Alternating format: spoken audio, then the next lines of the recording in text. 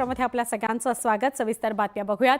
औरंगजेबाच्या कबरी विरोधात विश्व हिंदू परिषदेने राज्यव्यापी आंदोलनाचा इशारा दिलेला आहे। शिवजयंती म्हणजे 17 मार्चला विश्व हिंदू परिषद राज्यभर जिल्हाधिकारी कार्यालयासमोर कबर हटवा या मागणीकरता आंदोलन करणार आहे। कबरीबाबत सरकारने निर्णय न घेतल्यास आम्ही बाबरी मशिदीची पुनरावृत्ती करू असा इशारा बजरंग दल आणि विश्व हिंदू परिषदेने दिला आहे। त्यानंतर आता राज्य सरकारने औरंगजेबाच्या कबरी बाहेर सुरक्षा व्यवस्था वाढवलेली आहे।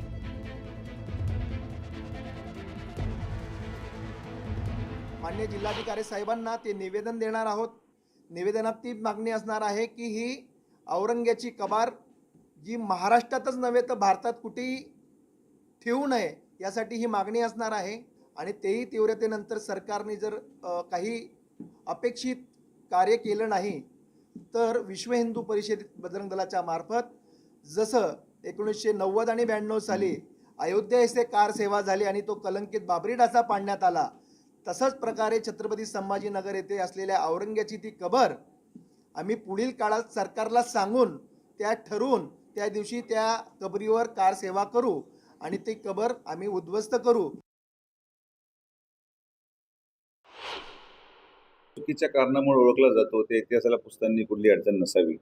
जसं आज राम मंदिर ज्या ठिकाणी निर्माण झालं, पण रामाचं मंदिर पाडून त्या ठिकाणी एक मस्जिद बांधली गेली होती, तर तो इतिहास पण आपण पुसला आणि आज परत जुन्या इतिहासाची पुनरावृत्ती।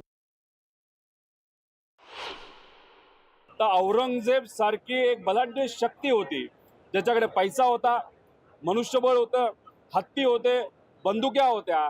अशा पैशावाल्याला बलाढ्य शक्तीच्या माणसाला सुद्धा इथं 27 वर्ष या महाराष्ट्रामध्ये राहावं लागलं आणि राहून सुद्धा त्यांना राज्य करता आलं नाही। याचं एक प्रतीक म्हणजे त्या औरंगजेबची ती कबर आहे। ते कबरमध्ये जर इथं असणाऱ्या पराक्रमी लोकांचा इतिहास दडलेला आहे की एवढा मोठा माणूस कशापुरता राहिला तर त्या कबरेपुरता राहिला, तर माझं एवढंच मत आहे की ते एक वेगळं प्रतीक त्यातून सामान्य लोक सर्व जाती धर्माची एक प्रेरणा घेत असेल तर त्याला त्या प्रतीकाला आज काढून उद्या त्या बाबतीतली चर्चा नाही झाली तर इतिहासामध्ये कुठेतरी गडबड काही लोक उद्या जाऊन करू शकतात। त्यामुळे त्याचं एक प्रतीक म्हणून मला असं वाटतं की त्याला हात न लावणं जास्त कदाचित योग्य ठरू शकतं। औरंगजेब क्रूर कर्मा होता हे स्पष्ट आहे, स्वच्छ आहे, त्याच्याबद्दल बोलण्याची गरज नाही। परंतु छत्रपती शिवरायांच्या महाराष्ट्रात त्याला इथंच गाडून घ्यावं लागलं, हे कुठे गाडून घ्यावं लागलं दाखवणं तर गरजेचं आहे। नाही तर ते तुम्ही काढूनच टाकता औरंगजेब कुठे गाडला गेला माहिती नाही, तो या महाराष्ट्रातच गाडला गेला, हे आवश्यक आहे।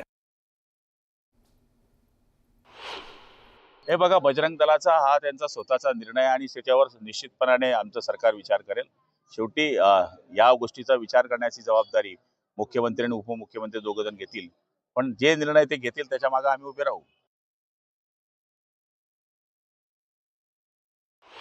समाजामध्ये तेढ निर्माण करतात मुद्दामून राजकारणासाठी आणि मग दुसऱ्यांनाही करायचे की जातीवादी पक्ष आहे म्हणते, हे खोटारडेपणा जो आहे हा आपण ओळखला पाहिजे। आणि हे सगळं जे काही षडयंत्र आहे हे काँग्रेसच्या माध्यमातून छत्रपतींना बदनाम करण्याचं हे चालू असतं, ह्याचा आपण सगळ्यांनी कुठेतरी अभ्यास केला पाहिजे।